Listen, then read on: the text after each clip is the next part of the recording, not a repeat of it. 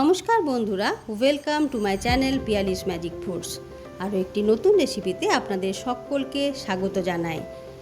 গ্রীষ্মকাল আর তা যদি কাঁচা আমের কথা হয় তাহলে তো জিভে জল চলে আসে।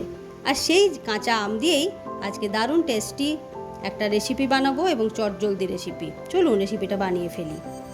5খানা কাঁচা আম মিডিয়াম সাইজের এভাবে একটা গ্রেটারের সাহায্যে গ্রেট করে রেখে দিয়েছি, খোসা ছাড়িয়ে নিয়ে অবশ্যই। এরপর 2খানা শুকনো লঙ্কা নিয়ে এভাবে টুকরো টুকরো করে কেটে নিচ্ছি।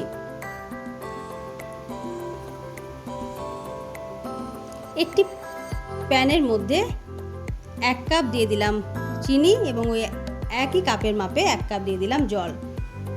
জল এবং চিনির মাপ এখানে কিন্তু সমান সমান দিতে হবে। গ্যাসের ফ্লেম অন করে দিয়ে মিডিয়াম টু লো ফ্লেমে মিশ্রণটাকে ভালো করে ফুটিয়ে নিচ্ছি। দিয়ে দিলাম কুচি করে রাখা শুকনো লঙ্কাগুলো, 1 চা চামচ নর্মাল লবণ এবং 1 চা চামচ বিট লবণ এর মধ্যে দিয়ে দিলাম। ভালো করে নাড়িয়ে দিয়ে মিশিয়ে নিচ্ছি।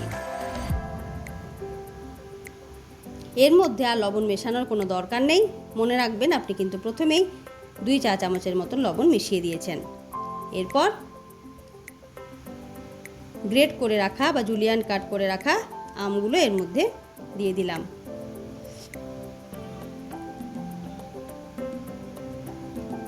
চিনির মিশ্রণের সাথে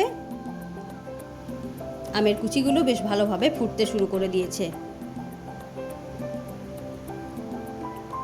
বাকি যে চিলি ফ্লেক্সগুলো ছিল সেগুলো সবের মধ্যে দিয়ে দিলাম। দেখুন এর কালারটা কিন্তু অনেকটাই চেঞ্জ হয়ে গেছে। বোঝা যাচ্ছে যে আমার রান্নাটা প্রায় শেষের দিকে। 1 স্ট্রিং নয়, যখন হাফ স্ট্রিংয়ের মতো হয়ে আসবে তখনই কিন্তু গ্যাসের ফ্লেম অফ করে দিতে হবে। তাহলেই আমের জেলি চাটনি বা আমের জেলি আচার একেবারে রেডি। ঠান্ডা হওয়ার পর এটা কিন্তু আরও কিছুটা বসে যাবে। দেখতে পেলেন বন্ধুরা, এর মধ্যে কিন্তু 1 ফোঁটাও তেল আমি ব্যবহার করিনি, কিন্তু এটা খেতে অপূর্ব লাগে। রুটি, লুচি, পরোটা, ভাত, এমনকি এমনি বসে খেতে ভীষণ ভালো লাগে। 2টি মাত্র উপকরণ দিয়ে এবং তেল ছাড়া দারুণভাবে এই আমের জেলি চাটনি আপনারা বাড়িতে বানিয়ে নিন। এবং কেমন লাগলো আমার রেসিপি অবশ্যই কিন্তু একটি ছোট্ট কমেন্ট করে জানাতে ভুলবেন না বন্ধুরা। আজকে তাহলে এই পর্যন্তই। অসংখ্য ধন্যবাদ।